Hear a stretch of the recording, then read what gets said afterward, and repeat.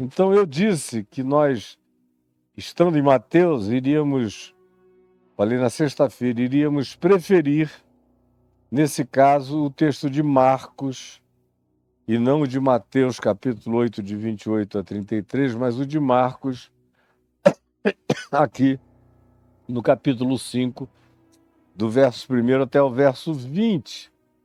E eu expliquei sexta-feira longamente por quê. Então isso está explicado, está gravado, quem quiser saber, assista. Eu não posso ficar gastando metade do meu tempo aqui fazendo recorrências, porque você chegou pela primeira vez. Se chegou pela primeira vez, a melhor coisa que faz é, primeira, inscrever-se no canal, e a segunda, clicar o sininho, e a terceira, recuperar o tempo perdido para você não cair de paraquedas e entender a maravilha do que está sendo oferecido a você, que não é um parêntese. Quem cai aqui agora e fica só aqui agora vai ouvir o Evangelho, um parêntese. Enquanto eu estou dando uma macrovisão de tudo, para você ter uma compreensão inequívoca para o resto da sua existência. E para ser uma testemunha confiável do que Jesus fez e ensinou, dessa boa nova incomparável. E eu disse na sexta-feira que, depois de acalmar os ventos e as ondas, eu fiz aqui algumas associações que você vai ter que voltar lá para entender que eles chegaram à terra dos Gerazenos. Expliquei o significado da raiz da palavra Geresa, da terra dos Gerazenos, vem de Ger, possuído por. Era uma terra de gente possessa. Eu contei a história das alternâncias, depois de Alexandre o Grande, entre os generais Ptolomeu e Seleuco, as guerras para lá e para cá. Aquele ambiente ali era o campo de batalha, tanto a Palestina israelita quanto a Palestina árabe, quanto a Palestina dos nabateus, a Palestina dos diversos outros grupos que habitavam aquela região, onde hoje também é a Jordânia. Expliquei tudo isso. E como durante 300 anos aquele povo esteve sob o domínio de um grupo ou de outro, ou de outro, ou de outro, de vários. E agora estavam sob a dominação dos romanos, que tinham uma legião postada naquele lugar. E esse povo, que não tinha memória de si mesmo, a não ser como sendo gente possuída por Alexandre o Grande, possuída por Ptolomeus, possuída por Seleucidas, possuída pelos Antíoco Epifânios e suas gerações, possuída pelos macabeus, judeus macabeus, possuída pelos romanos, agora estavam sob a possessão e dominação do tacão, da patona romana, com as suas botas de legiões dominadoras. Esse é um povo que já carrega 300 e tantos anos ou mais de memória introjetada de não ter identidade definida. E onde a gente não tem identidade pessoal definida, preste atenção, onde a gente não tem identidade pessoal definida, a gente abre o espaço para a penetração de uma quantidade enorme de outras intenções identitárias. Guarde bem o que eu estou lhe dizendo.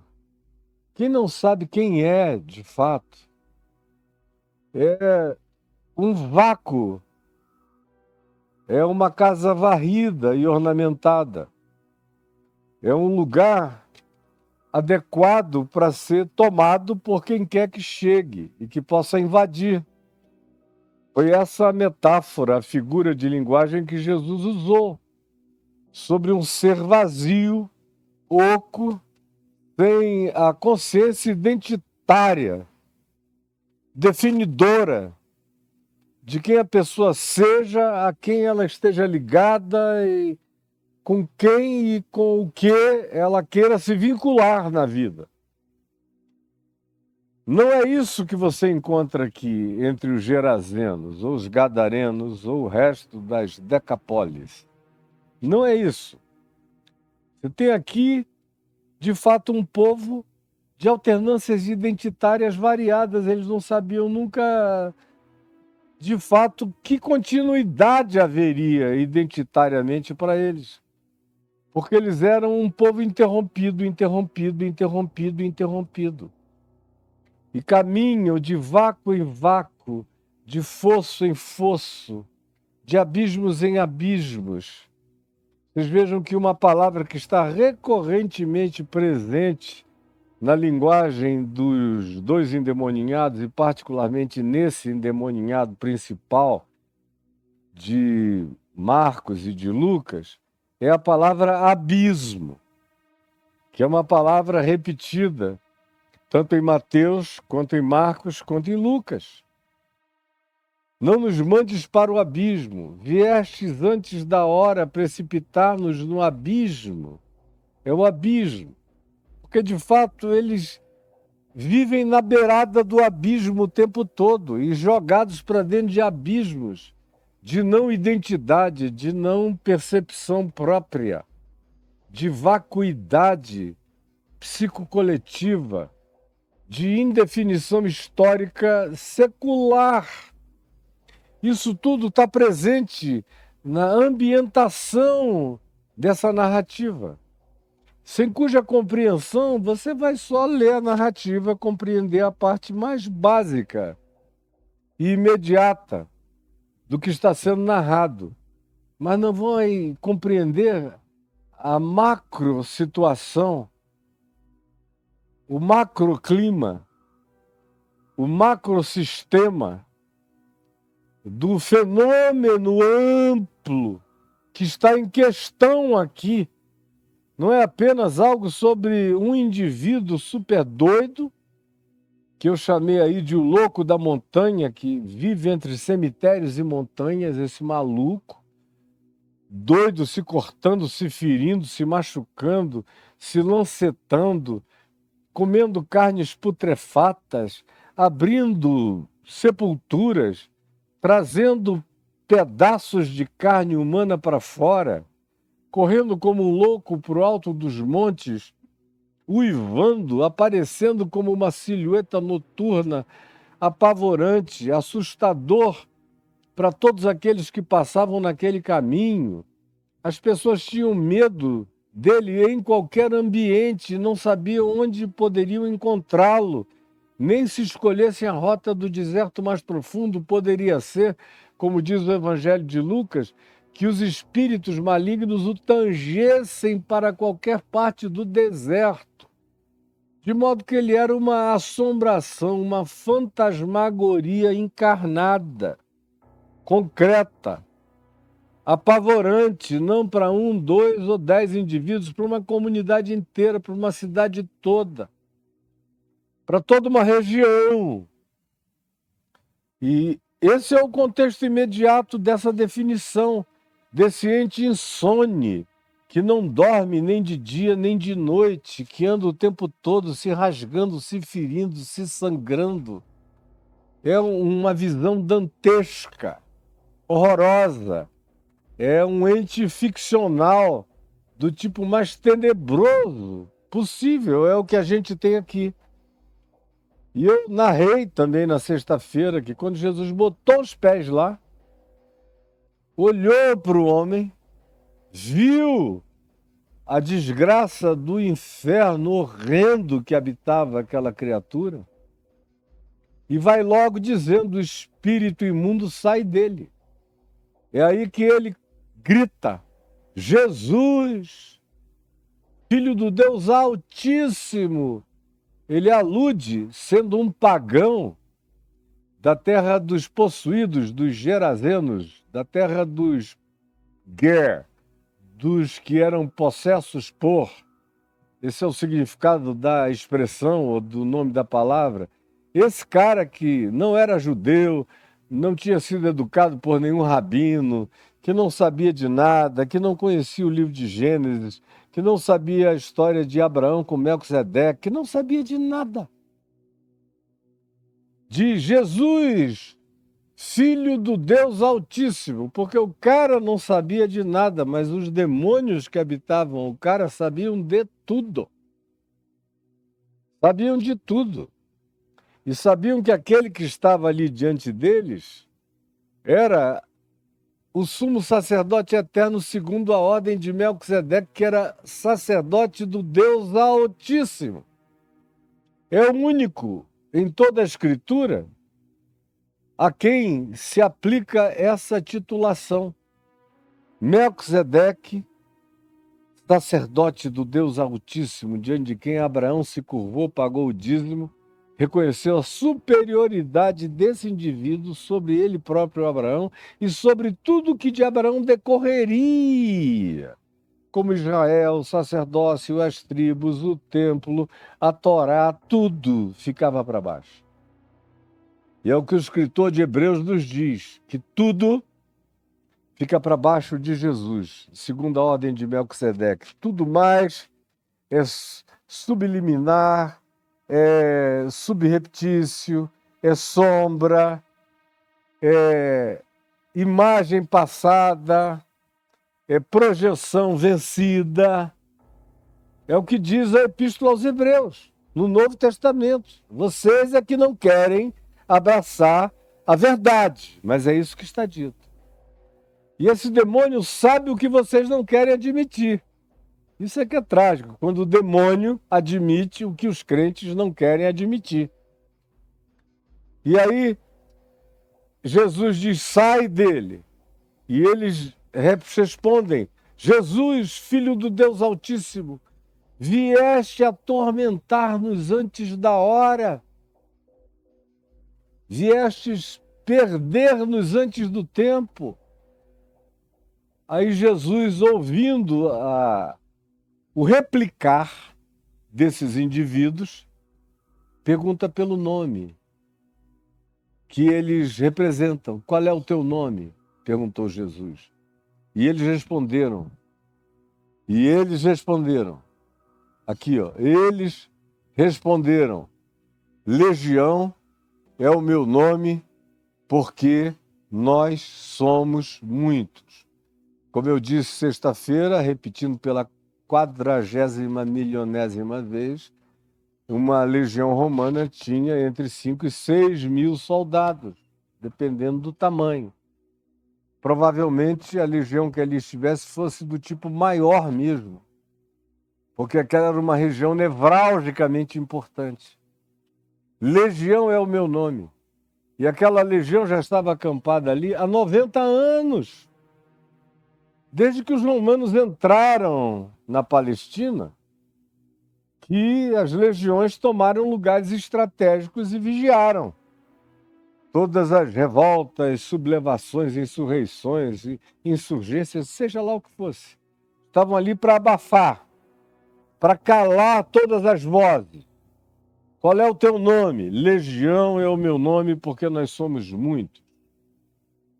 E aí eu disse, na sexta-feira passada, que numa sociedade como essa, que é esmagada há décadas, há séculos, há um tempo quase da idade que o Brasil tem de presença com esse nome aqui nessa terra, onde os nossos predecessores são sobreviventes, sofredores entre nós, os indígenas autóctones da região, quando os portugueses chegaram, mais ou menos um tempo semelhante a esse, de 350 a 400 anos, daqui 500 anos, não muito tempo a mais, que eles tinham de alternância de poderes dominadores, de imposição de costumes diferentes, de continências diferentes, de línguas diferentes, de memórias diferentes, de histórias diferentes, de modo que a identidade deles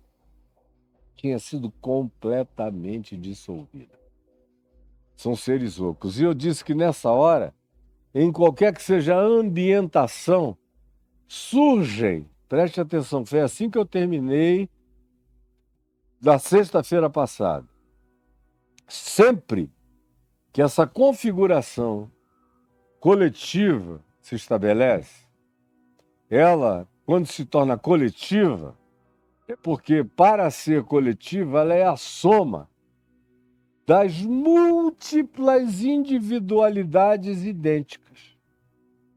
Para se tornar algo coletivo, como aqui, esses espíritos coletivizam a sua existencialidade no homem, que era um indivíduo, mas a presença que o habitava era coletiva, era uma legião, era uma multidão de espíritos, de vozes, de desejos, de vontades, de pulsões, de compulsões, de determinações em estado antagônico. Um puxa para um lado, outro puxa para o outro, como aquela terra e aquele povo tinha sido repuxado por séculos. Puxa para o sul, Ptolomeu, puxa para o norte, são os Seleucidas. Vêm os perversos epifânios e tomam conta. Vêm os macabeus e querem converter todo mundo ao judaísmo, é o Deus único. E eles são pagãos. Passam caravanas que deixam completamente confusa a percepção deles sobre eles próprios. Chegam os romanos, colocam ali o seu poder e com outra língua, com outras definições, com outras legislações, com outras mandâncias. E lá estão eles, há mais de 300 anos nesse saculejo. E eu disse, concluindo, na sexta-feira, dizendo que a gente continuaria daquele ponto em diante, foi onde eu cheguei agora. Que toda vez que você tem essa situação de uma identidade coletiva que é sequestrada pelo vácuo, pelo vazio identitário, pelos poderes que fazem com que haja tantos mandos, tantos comandos, tantas vozes, tanto faz. Eu acabei de dizer, quando esse é um fenômeno de natureza psicocoletiva, para ser coletivo é porque trata-se da soma das milhares de individualidades para formar aquilo que ganhou um escopo, uma macroperspectiva coletiva. É a soma dos milhares de feixes individuais agônicos. E aí eu trouxe isso para dentro da família da gente, lembra? Falei, isso começa no casamento. Começa no casamento. Eu já assisti diversas vezes. Por exemplo, mulheres espancadas pelos seus maridos, no tempo em que não tinha Lei Maria da Penha. Se você reclamasse na polícia, eles iriam dizer, você deve ter feito alguma coisa errada para apanhar tanto assim do seu marido, vai embora daqui, vadia. Eu sou nascido nesse tempo, nessa época, e no Amazonas, onde era pior ainda, onde mulher era objeto mesmo, era latrina para derrame de sêmen, de machos ogros, muitos completamente perversos. Então, eu já vi muita mulher que tem a identidade tão esvaziada, tão mutilada, tão fragmentada, tão dissolvida, que o que acontece é que depois de um tempo elas não sabem mais quem são. E elas vão aceitando todo tipo de comando de voz e de dominação. São pessoas que se tornam escravas subservientes daqueles que são os senhores da sua infelicidade enorme. Isso no passado, mas continua tendo sua vigência no presente. E, em geral, essas pessoas perdem a identidade, caem num estado de fragilidade interior profundo. São pessoas que aceitam as ideias mais loucas e mais malucas e, frequentemente, são as capazes dos atos mais impensáveis e translocados e até homicidas ou suicidas ou para além de toda compreensão, porque são pessoas que perderam toda a referência de si mesmas. Eu comecei por aí na sexta-feira.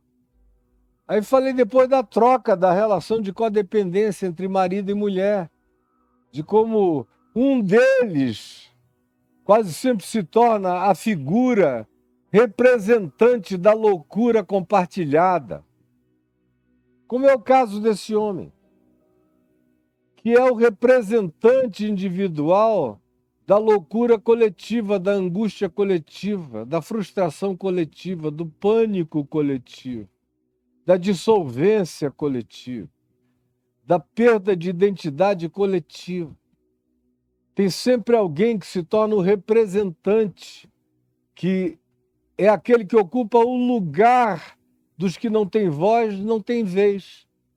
E para ocupar o lugar dos que não têm voz e não têm vez num ambiente não democrático, ditatorial, comandado, onde qualquer voz dissonante é morta, esmagada ou calada para sempre, só há uma alternativa. Só há uma alternativa. É você ser o louco do lugar. É como disseram os Beatles, ser o fool on the hill. É o cara que todo mundo olha e diz, é o maluco da montanha, mas é o único que está dizendo aquilo que ninguém tem coragem de dizer. E que vê aquilo que ninguém tem coragem de admitir que enxerga. E eu trouxe isso começando, tirando do texto e daquela coletividade para dentro da tua casa, da minha. Dizendo que provavelmente você, que hoje é casado, é pai ou é mãe, pode ter sido ovelha negra na sua família. Ou pode até hoje ser considerado pelos seus pais idosos como a menina ovelha negra da família. No meio de 5 filhos tem uma menina ovelha negra, que é você. Ou tem um garoto ovelha negra, que é você. Normalmente não é o mais velho. Normalmente não é o mais velho. Normalmente o mais velho encara. Normalmente, não estou dizendo que nunca é o mais velho, mas normalmente não. O mais velho engole repressões, ou se defende de outro modo. Mas é do meio para os caçulas aonde isso brota e eclode com essa força monstrificante maior, mais intensa, mais gerazênica, mais gadarênica, conforme a gente vê aqui no texto. Esse cara é o representante de uma coletividade inteira, que não tem voz, que não tem expressão, que não tem vez, que não tem lugar de fala de nenhuma natureza. E ele grita, fala, ele apavora os locais e apavora até as legiões. Ele é aquele de que as legiões se desviam. Lá vem um doido, não sai daqui. Vamos tangê-lo daqui. Porque a gente não vai matar o doido, mas o cara perturba demais, é doido demais. É nojento, fica comendo um pedaço de carne, de braço, praticando essas ações necrófilas na nossa frente. É insuportável aos sentidos. É para chocar mesmo. E você, quem sabe, foi essa pessoa, ou ainda é essa pessoa. Em relação à casa dos seus pais, ou em relação à parentela. Toda a família nuclear, quase toda, dizer toda é demais, é muito, mas quase toda tem alguma figura gerazênica ou gadarênica. Alguma figura que faz o que a média ponderada familiar não pratica. Por causa de medo, de repressão moral, de coerção religiosa, por causa de opressão da maioria, ou de ameaças variadas e diversas. A maioria se conforma, entra em estado de conformidade, em estado, Caio, de conformidade. A maioria entra. Agora, tem sempre alguém que consciente ou inconscientemente grita não! E às vezes não grita nem por si só. Grita sobretudo pelos outros. E na maioria das vezes não grita porque tomou consciência da situação. Grita o grito dos inconscientes, grita o grito dos que não sabem nem por que gritam.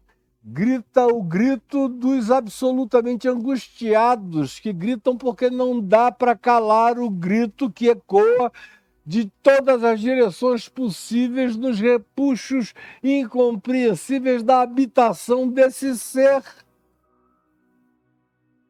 que carrega multidões de introjeções reprimidas, de vozes caladas, de estados de sítio aceitos,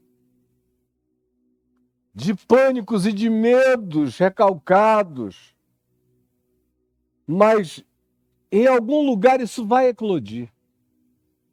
Eu dei o exemplo, dentre outros, que eu falei na sexta-feira passada, eu me lembro que exemplifiquei com o vulcão. Quando você tem toda a atividade de magma em estado absolutamente convulsionado pelo calor insuportável, até que a crosta, não tendo mais como conter, eclode, racha, explode e as lavas descem montanha abaixo e grande é a devastação. E trágico é o espetáculo. E é assim na alma da gente também. É assim comigo, é assim com você, é assim com todos nós que temos psique, que temos alma. E que vivemos em alguma forma de coletividade, a começar da família. E isso tem vários contornos. Pode atingir a sexualidade, especialmente no caso de mulheres, porque quando se trata de um homem pegador que come todo mundo acha que, ou quase todos acham, menos as mulheres, que ele está no papel, no script de macho alfa dele. Mas quando se trata de uma mulher, e se tiver uma família com algum contexto de natureza religiosa, cristã, pentecostal, neopentecostal, hoje em dia já nem importa tanto essa diferenciação, porque esse negócio tomou conta da cabeça de todo mundo, é logo apelidada de pombagira, porque tem essa pulsão que equivale a toda a frustração sexual da avó, da bisavó, da mãe, das mulheres da família, que tiveram uma vontade enorme de se insurgir a própria mãe, que nunca teve prazer, que nunca gozou na vida, que nunca teve um orgasmo, que transava com aquele troglodito horroroso que era o pai dessa família, que cada relação sexual era praticamente um estupro conjugal, e nada mais do que isso, de vapt-vupt, arrombamentos. Aí todo mundo calado, todo mundo sofrendo, todo mundo infeliz, todo mundo em silêncio. Chega uma menina que diz, não, e não sabe nem porquê, e dá para o vizinho de cá, para o de lá, dá para o pai da amiga da escola, vai se distribuindo, vai se desconjuntando, vai se esquartejando pela vida fora, vai desenterrando todos os defuntos de todos os cemitérios. Literalmente, do ponto de vista psíquico, essa é uma imagem chocantemente perfeita.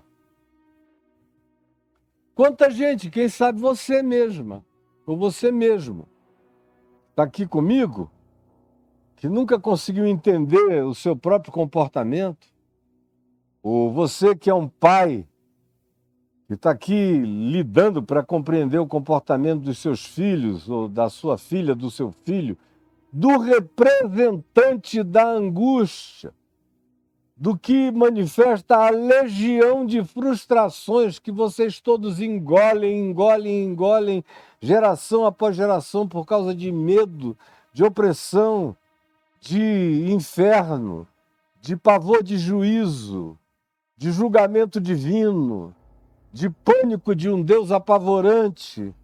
Chega uma geração e nessa geração alguém ou poucos que dizem chega, eu não. E o cara não sabe nem por que odeia tanto, que se revolta tanto, que se opõe tanto. Quando você tem a chance de, no particular, conversar com uma pessoa dessa, quando ela ainda está em condições de travar algum tipo de diálogo, quando não é uma possessão já desse nível, onde você tem que libertar primeiro a mente do indivíduo dessas camadas e camadas e camadas e camadas de presenças e de pensamentos demoníacos e de ocupações completamente perversas na mente da pessoa. Quando não seja assim, você tem ainda uma nesga de entrada para algum diálogo, você logo descobre que essas pessoas não sabem nem por que estão agindo assim. A maioria absoluta, ou praticamente todos, não sabem. Eles são apenas uma pulsão, uma água viva, daquele tipo mais venenoso que vai passando e queimando tudo, mas não sabem nem por que o fazem. Por que ejetam tanto veneno? Por que não tem outra alternativa para elas a não ser serem e viverem daquele jeito? Isso, como eu disse, começa numa relação conjugal, cresce para formar uma cultura de natureza nuclear de uma família, se expande na direção de formar e criar uma cultura de parentela, com figuras parentais adoecidas, produzindo uma prole que repete o padrão de adoecimento frustrado, amedrontado, angustiado, dominado, sem voz, sem vez, possesso de. São psiquicamente gerazenos. Isso cresce. E quando isso se transforma em cultura, isso se transforma em música, isso se transforma em mito cultural, com seus representantes que apresentam essa realidade com linguagem simbólica e metafórica. Aí isso, quando cresce para se transformar numa perspectiva de crença religiosa, aí se torna enorme. E da crença religiosa, isso pode se transformar num projeto político-religioso, religioso-político. Como a gente recentemente assistiu e está assistindo no Brasil e em todos os países de prevalência cristã protestante no nosso hemisfério norte e sul, aqui do Ocidente. Começou nos Estados Unidos da América, aonde o puritanismo, a socagem proibitiva, que foi introjetada durante séculos no coração de pessoas, começou a eclodir para todo lado, aí começa aquela briga contra, e quanto mais se briga contra, mais surgem as anomalias, as monstrificações disso que não consegue mais ficar guardado e explode. E explode. Essa teologia do domínio, que é antiga, vocês estão sabendo disso agora. Eu acompanho isso a minha vida inteira. Isso existe desde o livro de Gênesis, passando pela Bíblia inteira, mas para não gastar tempo, ficando só aqui no Ocidente, do norte para cá, os Estados Unidos da América foram fundados em cima da teologia do domínio. Era o Manifest Destiny, o Destino Manifesto, que os founders dos Estados Unidos trouxeram. Nós somos o novo Israel, vamos criar a nova Jerusalém, somos o novo povo de Deus do mundo, porque Israel estava dispersa pela terra, há muitos e muitos séculos, eles não tinham mais nenhuma perspectiva de Israel voltar a ser Israel lá naquela terra anterior de geografia bíblica. Então, eram os Estados Unidos, que seria esse novo Israel. E, portanto, era a mesma teologia de Josué, dos juízos. Nós vamos dominar os índios, dominar todos, dominar depois os hispanos que já tinham dominado os astecas, os maias, os incas e tudo mais. Agora nós vamos pisar na cabeça deles, dos latino-americanos, vamos dominando.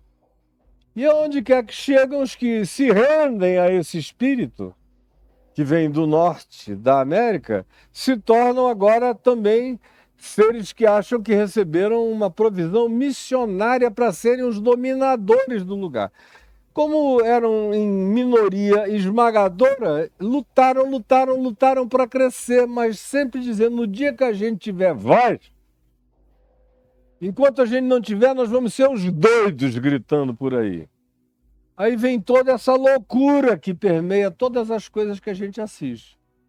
Mas depois que chegam no nível de maioria, eles ganham o poder para realizar isso, a força para impor os medos nos outros, mas não perdem o discurso da loucura.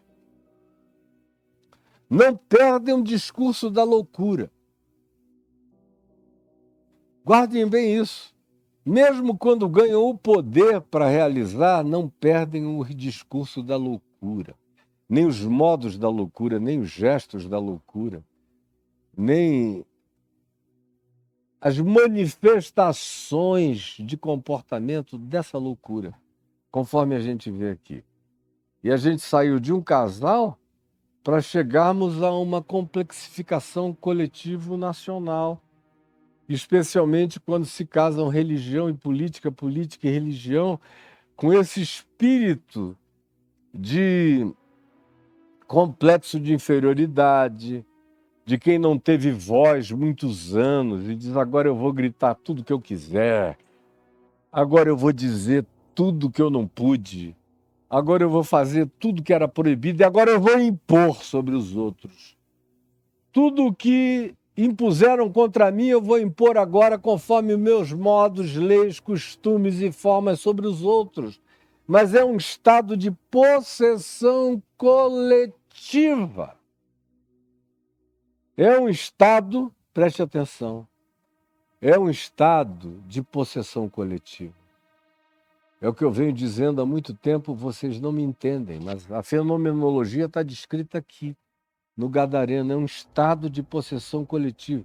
Eu vejo toda hora gente de todo lugar, de repórteres a acadêmicos, a pensadores, a filósofos, o agente comum da sociedade que não perdeu o juízo, nem o equilíbrio, me perguntando, escuta, me diz de onde é que isso veio? Como é que essas pessoas chegaram a esse ponto? Como é que elas ficaram assim? Numa situação que não tem diálogo que resolva. É como o que está acontecendo em Israel. O Netanyahu está expressando a gerenização, a gadarenização de um ódio contido há muito tempo, que por questões politicamente corretas e satisfações de várias outras naturezas, até que atingiram esse clímax militar. De tal modo que hoje em dia nem mais os Estados Unidos da América, nem a Rússia, nem a China, ninguém mete medo nuclear em Israel. Não mete medo. É a situação da Rússia. Não tem exército para, no mano a mano, encarar nem os ucranianos. Mas tem botão para apertar e acabar com o mundo. Então não precisa ter contingente militar para ir aos milhões ou milhares, dominar. Esse tempo acabou, são botões. Israel tem uma população de 8 milhões de pessoas morando lá. Mas eles não precisam ser 100 milhões nem 200 milhões. Não são nem no mundo. Não são. Mas eles têm agora botões nucleares que podem fazer estragos na Terra inteira. Eu estava conversando outro dia com... Eu tenho vários amigos judeus de extrema direita, que não eram, mas se tornaram. E eu não rompi relacionamento com nenhum deles. Eu converso, eles sabem exatamente o que eu penso, o que eu digo, o que eu creio. Tudo que eu falo, escrevo, eu envio para eles. Eles têm muito respeito por mim, ficam calados, não objetam, mas eu sei. Pelo que eles me mandam de links, ou de vídeos, ou de discurso, eu sei exatamente onde eles estão. E outro dia eu estava conversando com um deles e dizendo, meu Deus, só faltava agora era haver uma conjugação final entre Hezbollah e Hamas para haver um recrudescimento horroroso dessa guerra. Ele falou, isso foi-se o tempo. Naquele tempo que eu e você andávamos lá pelo norte enquanto se batalhava as guerras de Sabra e Shetila, nos anos 80, aquele tempo passou. Hoje em dia Israel tem recurso para sair e acabar com o Líbano do dia para a noite, mas não é uma guerra, é para acabar. Acabar com o Irã, acabar com todo mundo, é pá, é nuclear. É trágica a situação. Eu estava dizendo, e o Netanyahu, que durante muito tempo tentou ficar pro Ocidente, mais ou menos em cima do muro, embora quem o conhecesse o partido dele, as políticas dele, soubesse quem ele era mesmo. Eu nunca me enganei com esse cara. Sempre soube. Das primícias da massa, a gente conhece a massa inteira. Da raiz da árvore, a gente sabe qual é a árvore. Ele vem da pior raiz possível. E ele agora encontrou a liberdade para virar esse gadareno, com esse poder de matar, esfola, abre as sepulturas, sepulta viva. É uma doideira. E não há diálogo possível, como não há diálogo possível com aqueles que estejam nesse estado mental de dominação, de legião é o meu nome, porque somos muitos. Qual é o diálogo possível? Quem é que vai parar com qualquer racionalidade ou bom senso esse tipo de pulsão louca que toma conta e o indivíduo cai num estado de desvairamento total, indivíduos e coletividades inteiras. Então, eu estou pedindo que você chame isso para entender sua própria vida, para entender seu próprio mundo, para entender o seu ambiente, para entender a você mesmo. Por que que você representa coisas que você não sabe nem por que representa? Por que que você defende causas que você não sabe nem qual foi a raiz delas? Por que que você se faz inimigo daquilo que você não sabe nem por que se inimiza contra? Por que que você odeia os que você não sabe nem por que que deva odiar ou o que que eles fizeram para que você os odeie de tal modo? Isso é trágico, é terrível, mas é o que assola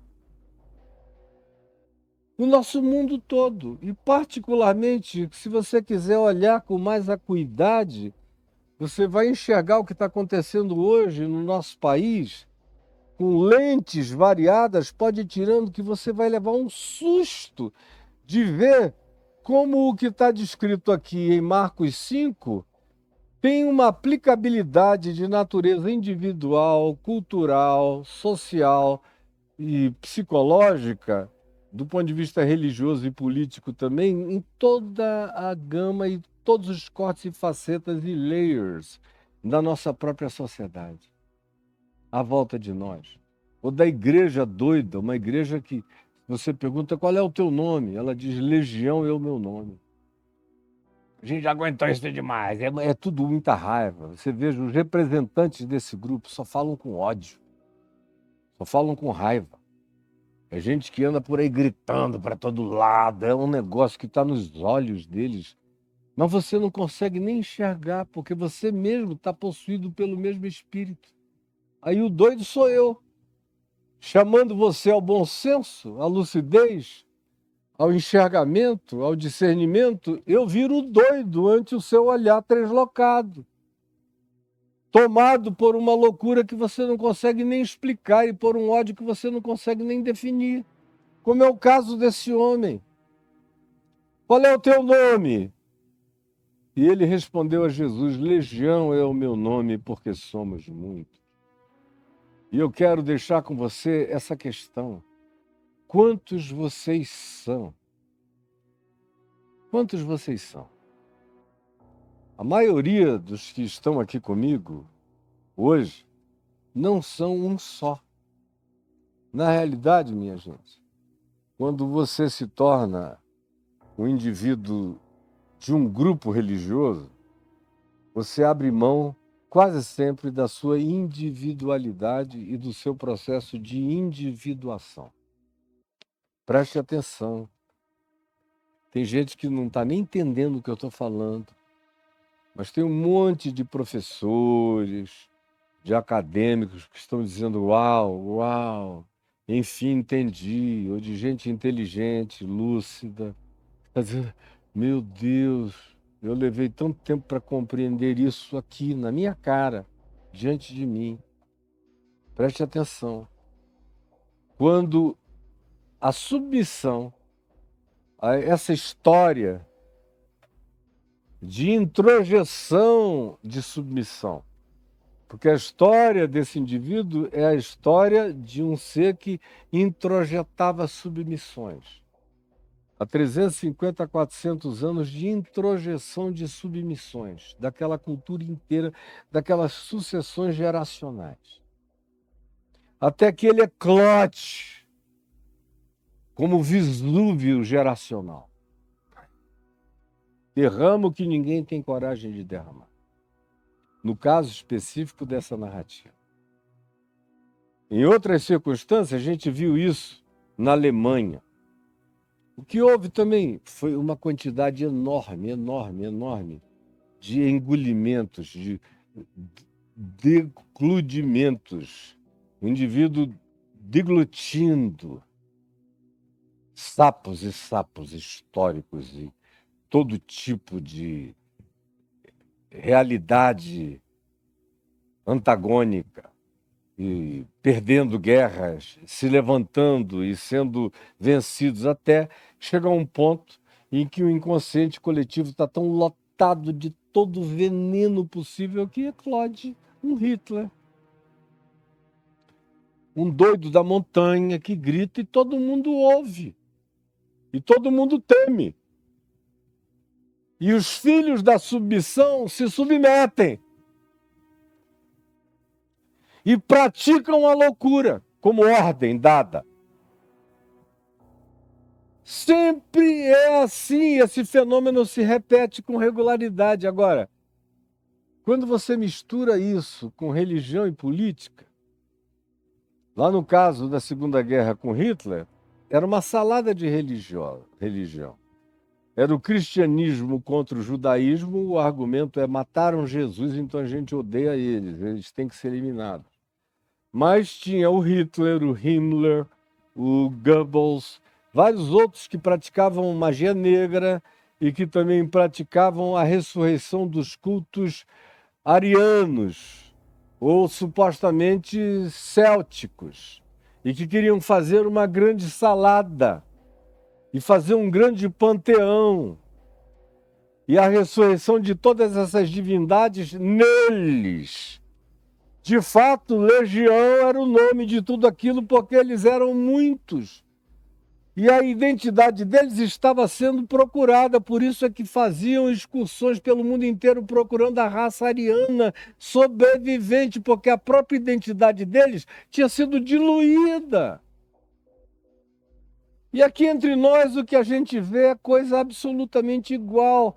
Quando esse negócio se transformou num fenômeno coletivo, político, religioso, a gente assiste aquilo que ninguém compreende e os experts me perguntam como é que isso foi acontecer, Caio? E eu digo a eles, isso sempre esteve presente, só estava aguardando o tempo e a hora da crosta ficar fina o bastante para todo esse magma se derramar como a gente está assistindo. Então, vocês são quantos? Você que se submete a isso, você que é um filho da submissão, preste atenção. Você que é um filho da submissão ao pastor, e eles dizem, né, que quem não se submete ao pastor não se submete a Deus. Quem não se submete ao dízimo não se submete a Deus. Quem não se submete à catequese daquele grupo religioso não se submete a Deus. Quem não se submete ao marido perverso não se submete a Deus. É uma sequência de submissões. E quem não fica na minha igreja sai de sob a minha cobertura, portanto eu entrego ao diabo para padecimento. E as pessoas vivem nesse estado de pânico, de medo, de susto ambulante, como muitos de vocês vivem. Eu posso estar falando cada vez mais sozinho, mas não tem problema. No dia em que houver o despertar, o acordar, eu vou ser entendido por milhões de pessoas que hoje estão cegas, com um véu no rosto e na cognitividade. Mas eu sei que vai chegar a hora em que vai haver um despertamento. E está caindo aqui as plataformas que só duram 1 hora, estão me dando o sinal de que eu já passei de 1 hora. E eu quero deixar essa pergunta com você, que continua me vendo aqui no YouTube, que é onde a gente tem uma plataforma para valer.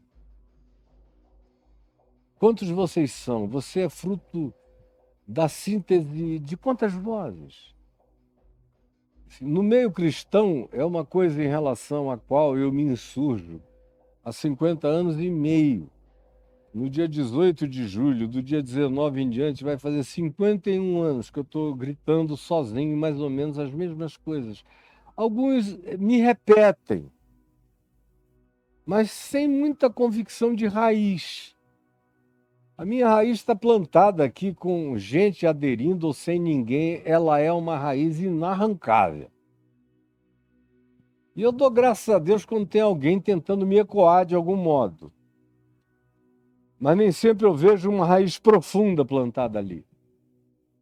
Mas o que eu luto contra a vida inteira e pergunto, a mesma pergunta é: vocês são feitos do quê? Porque a própria leitura da Bíblia, quando o indivíduo diz, eu sou da Bíblia de capa a capa, a Bíblia é a palavra de Deus para mim de capa a capa. Eu digo, mas tudo impede igualdade? Tudo impede igualdade, reverendo. Eu digo, então, Moisés impede igualdade com Jesus? Sim. Está dentro da Bíblia. Paulo impede igualdade com Josué? Sim. Está dentro da Bíblia. A Epístola aos Hebreus impede igualdade com o Levítico? Sim, está tudo dentro da Bíblia. Eu creio na Bíblia, de capa a capa. Eu digo, então você está perdido. Legião é o teu nome porque vocês são muitos.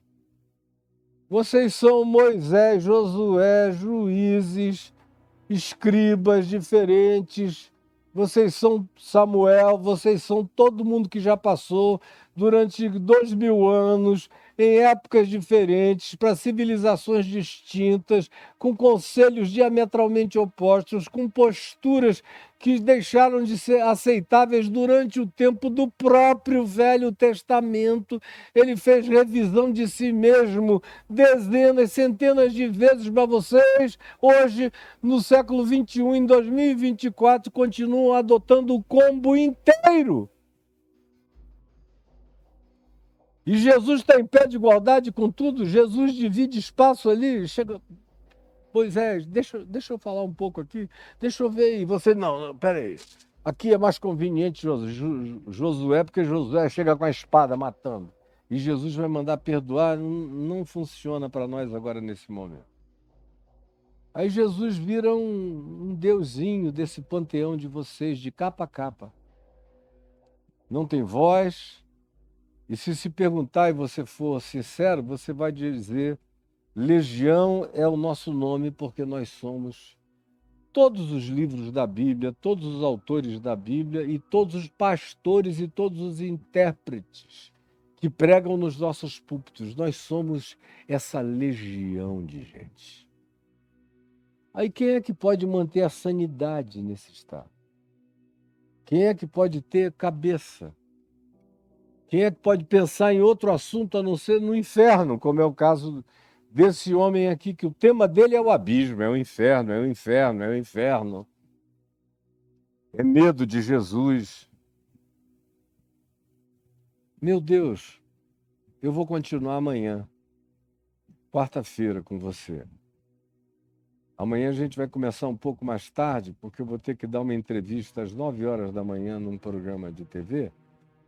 E talvez eu demore a chegar aqui, mas nós vamos continuar amanhã.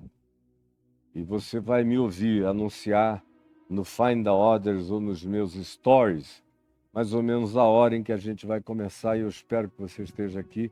Mas para quem não conseguir chegar, tudo está gravado aqui no meu YouTube. Jesus, eu peço que essa palavra tenha alcançado alguém com algum entendimento, provocado algum discernimento, trazido algum rasgar de véu para a cognição blindada de tantas pessoas que não conseguem enxergar, mesmo que ficaram possessas por tudo isso, que já não sabem nem quem são e que são levadas por todo tipo de vento de doutrina, de loucura, de maluquice, ou por todos os cegos guiando outros cegos para o mesmo abismo. Tem piedade. Eu te imploro com o meu coração singelo, quebrantado e contrito. Tem piedade. Permite, ó Espírito Santo, que o que eu esteja dizendo seja compreendido, seja entendido. E que muitos véus sejam rasgados do entendimento daqueles que até então estiveram impedidos de entender. É o que eu te imploro.